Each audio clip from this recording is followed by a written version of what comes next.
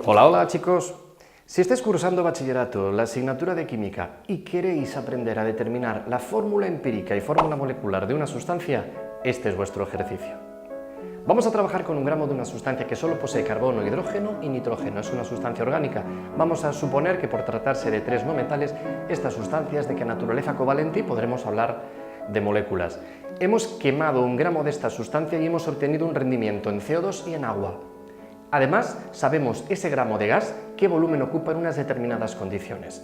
¿Cómo vamos a resolver este problema y qué conceptos previos deberíamos manejar? Primero, repasar el concepto de mol, nada complicado, el mol. Punto. Y después, la ecuación de estado de los gases, la ecuación de estado de los gases ideales o perfectos. Y su variante, la ecuación de Clapeyron, como le llaméis. Yo lo voy a llamar Clapeyron porque realmente no tengo muy claro cómo se pronuncia. No son conceptos demasiado complicados, así que chicos, en nada me pongo en la resolución de este problema toda vez que vosotros hayáis revisado esos conceptos. Yo soy Ingo Pol y esto es Haciendo Ciencia.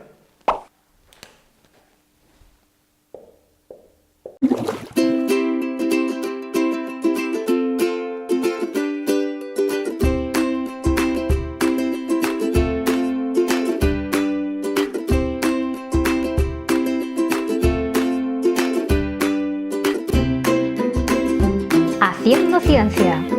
Química. Vamos a calcular la fórmula empírica y la fórmula molecular de este compuesto gaseoso. Y antes, me gustaría que revisáramos una idea. Voy a representaros la molécula de agua oxigenada. Esta es la molécula de agua oxigenada. Es un peróxido, y si recordáis, los peróxidos tenían una peculiaridad, y es que los átomos no se simplificaban. Esta es la fórmula molecular. En realidad, si os fijáis, la relación que existe entre los átomos de oxígeno y los átomos de hidrógeno es 1 a 1, 2 a 2, 3 a 3. Como veis, se mantiene esta proporción, pero no puede ser H3 o 3. Esta molécula no sería el agua oxigenada, esta es el agua oxigenada. ¿Por qué? Porque respetamos la proporción 1 a 1 en un orden de 2. Tenemos dos átomos de hidrógeno y dos átomos de oxígeno, y siempre que tengamos estos dos átomos relacionados 2 a 2 tendremos la molécula de agua oxigenada, el peróxido de hidrógeno. Esta sería la fórmula empírica. Es la relación más sencilla que existe entre los átomos de la sustancia que estáis estudiando. La fórmula molecular, sin embargo, es la relación real. Como vemos, la fórmula molecular sería la fórmula empírica con un N. Y esta sería la fórmula molecular. ¿Lo veis? Es la fórmula empírica con N. Y en este ejercicio, en este caso, en el agua oxigenada, N es 2. Es el número de veces que repetimos esta estructura básica, la estructura de la fórmula empírica. Es lo que necesitamos calcular. ¿Y sabéis cómo lo vamos a hacer? Determinando el número de moles de átomos de carbono, hidrógeno y nitrógeno que tenemos en este gramo de muestra inicial. Antes de llegar a los moles tendré que deducir cuáles son esos gramos. Y quiero que os recordéis lo siguiente: pasar de moles a gramos y de gramos a moles es muy fácil. La masa de un mol se expresa en gramos y coincide numéricamente con la masa de la molécula. No lo olvidéis. El H2O2 es el peróxido de hidrógeno. La masa molecular del peróxido de hidrógeno sería 34. Porque tendríamos 2 por 16 y 2 por 1. Siempre que tengáis un mol de agua oxigenada tendréis 34 gramos de agua oxigenada. Y en esos 34 gramos caben exactamente 6,022 por 10 elevado a 23 moléculas de agua oxigenada, el número de Avogadro. Así que sí, el kit del ejercicio estriba en localizar los moles de átomos, pero antes tendré que ser capaz de deducir cuáles son las masas de carbono, de hidrógeno y de nitrógeno en virtud de esta combustión. En esta combustión me están dando más información de la que imagináis. Vamos a escribir la combustión teórica.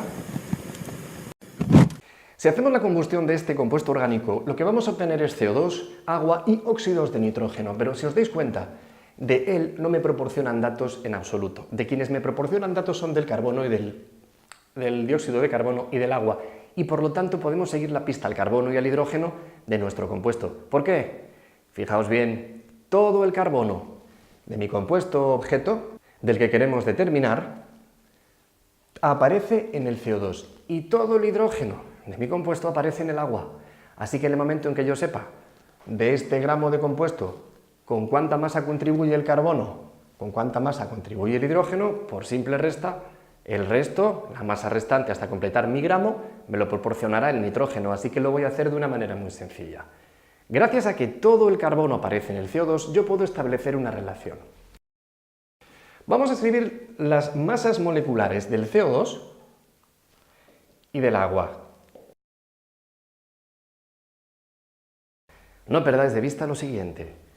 Sabemos que en 44 gramos de CO2 hay 12 gramos de carbono y también sabemos que en 18 gramos de agua 2 gramos son de hidrógeno. ¿Acaso tengo 18 gramos de agua y 44 gramos de CO2? No, no los tengo. Tengo 1,96 de CO2 y 1,40 de agua, pero yo puedo establecer la relación. Me interesa conocer con estas masas de CO2 y H2O qué masa de hidrógeno y qué masa de carbono consigo. Cálculo muy sencillo. Comencemos con el carbono. A ver, sabemos que tenemos 1,96 gramos de CO2, pero también sabemos que en 44 gramos de CO2 hay 12 gramos de carbono. Si hacemos esta operación, descubrimos los átomos de carbono que tenemos. Sigo el mismo razonamiento con la masa de agua. Ojo porque nos están dando 3 cifras significativas, trabajemos con ellas. Ya que hemos establecido la otra relación, en 18 gramos de agua solo tenemos 2 de hidrógeno, así que solamente necesitamos hacer estos cálculos y tendremos la masa de carbono y de hidrógeno de nuestro compuesto objeto. Pero además, por resta, lo que llega hasta el gramo, lo que le resta para completar ese gramo de sustancia será de nitrógeno, y en cuanto tengamos los gramos, podremos pasar a moles de átomos. Voy a hacer el cálculo, ahora enseguida estoy con vosotros.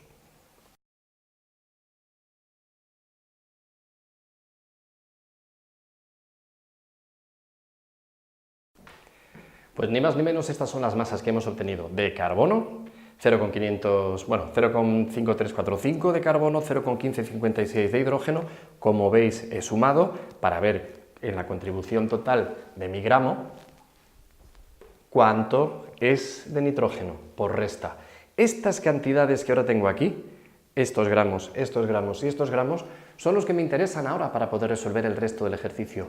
Lo que quiero hacer con ellos es pasarlos a moles. Vamos a ver, vamos a pararnos en la molécula de CO2, ¿la veis bien? Una molécula de CO2 yo puedo decir que hay 2 átomos de oxígeno por cada átomo de carbono en cada molécula, pero en un mol de moléculas no vamos a pensar en un mol, pensar en una docena de moléculas. En una docena de moléculas tendríamos 2 docenas de átomos de oxígeno y una docena de átomos de carbono. Tendría 12 moléculas de CO2 y en cada una hay 2 átomos de oxígeno, 2 por 12 son 24 átomos de oxígeno, 2 docenas. Así que es muy fácil relativizar rápidamente a las docenas o al mol, que es la docena del químico. Si yo tengo un mol de átomos de carbono, necesitaré siempre 2 moles de átomos de oxígeno. Y la gran ventaja es que en las fórmulas, tanto empíricas como moleculares, jamás vais a encontraros con decimales. Van a ser siempre relaciones de números enteros. Y con eso voy a jugar yo. Cuando tenga los moles de átomos de cada una de estas sustancias, podré escribir la fórmula empírica. Y a partir de este dato que está aquí, podré calcular la fórmula molecular. Voy a hacer los cálculos.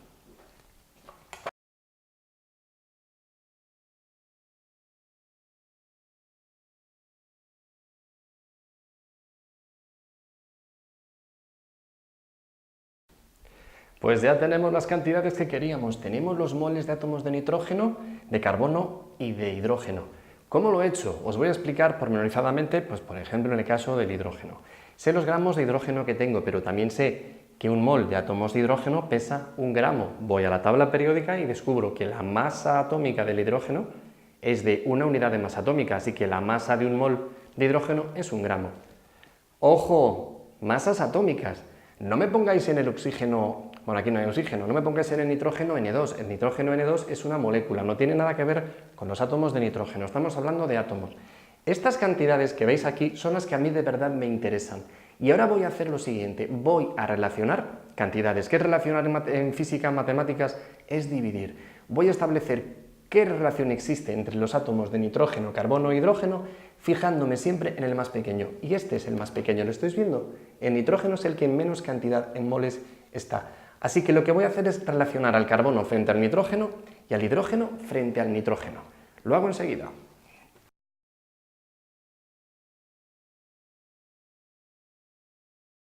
Pues bien, aquí tenemos la relación que existe entre los átomos de carbono y nitrógeno e hidrógeno frente al nitrógeno. La ventaja de que yo fije el nitrógeno es que sé que por cada 1 de nitrógeno habrá 2 de carbono y habrá 7 de hidrógeno. Esta es la fórmula empírica. La vamos a fijar de esta manera. Al carbono le ponemos un 2, al hidrógeno le ponemos un 7 y al nitrógeno le ponemos un 1. Esta sería la fórmula empírica.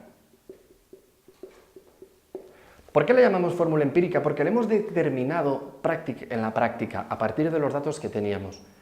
¿Cómo puedo saber cuál es la fórmula molecular? Para ello, necesito trabajar con el concepto, con la idea de que este compuesto es un gas y por ser un gas, en las condiciones en que me lo dan, de presión y de temperatura, ocupa un volumen determinado. Voy a utilizar la ecuación de estado de los gases ideales o gases perfectos, pero no exactamente esta, que es la que vosotros conocéis. Esta es la ecuación de estado. ¿Recordáis que los moles se pueden calcular a partir de la masa, dividiendo entre la masa relativa de la molécula con la que estáis trabajando? Pues si juntamos estas dos expresiones, obtenemos la ecuación de Clapeyron. Esta es la ecuación de Clapeyron.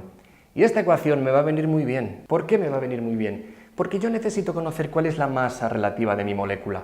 No lo puedo saber, desconozco los coeficientes, desconozco estos valores, yo no sé cuál es la masa de un mol, ni siquiera la masa de una molécula, pero la voy a sacar de la ecuación de Clapeyron, despejando este factor que está aquí.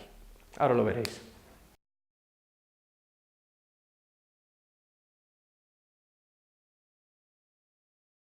Bien, como podéis ver, lo que hemos hecho es despejar. He hecho el despeje, he colocado las unidades adecuadas y nos hemos acordado del valor de la constante de los gases cuando la presión figura en atmósferas y el volumen me lo proporcionan en litros.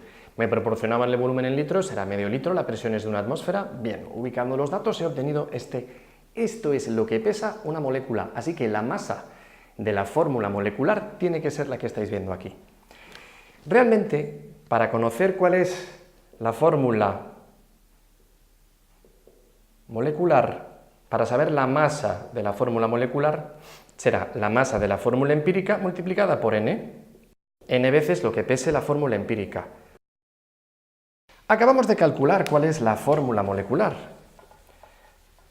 Este 46 que estás viendo aquí, 46 con 41. Vamos a calcular cuál es la masa de la fórmula empírica. Esto aproximadamente es la unidad. ¿Qué ha pasado en este caso? Lo que sucede en muchos compuestos es que la masa de la fórmula empírica coincide con la masa de la fórmula molecular, por lo que fórmula empírica y fórmula molecular son la misma. Ya sabéis que una vez que hemos comprobado, me gusta darle peculiar visto bueno, así que ya sabéis, haced lo propio. Si os puede ayudar, os suscribíos. Si queréis profundizar en cualquiera de los campos que tocamos aquí, disponéis de profesores, preguntadles, vaya suerte. Y no os olvidéis que hacemos las cosas con el objetivo de divertirnos en el camino y con la finalidad de hacerlas bien.